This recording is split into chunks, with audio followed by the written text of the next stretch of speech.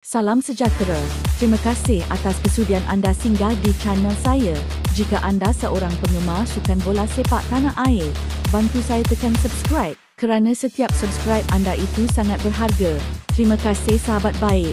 Harimau Malaya dilaporkan bakal menyambut ketibaan kira-kira 7 tonggak warisan baru menjelang pertemuan menentang Vietnam. Skuad kendalian Peter Klamovski telah mengharungi 2 aksi persahabatan Tier 1 menentang pasukan ke-72 dunia, Cape Verde. Pasukan kebangsaan dalam misi penting untuk melakar kemenangan ke atas Vietnam yang juga juara bertahan ASEAN Championship 2024 pada aksi kedua kumpulan F, pusingan kelayakan akhir Piala Asia 2027.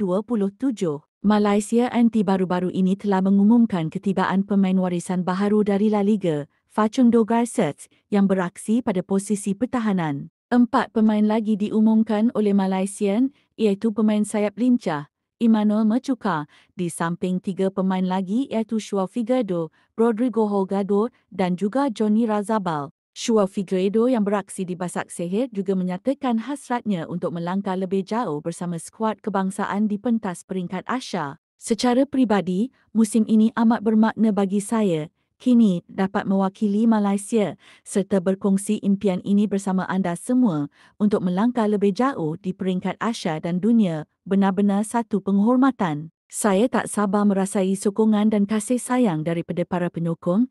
Ia sesuatu yang unik dan luar biasa, katanya. Kehadiran pemain baharu ini bakal menambah kekuatan pasukan kebangsaan menjelang pertemuan menentang Vietnam 10 Jun ini. Malaysia kini memiliki 7 orang pemain warisan baharu termasuklah Hector Herrera dan juga Gabriel Palmeiro.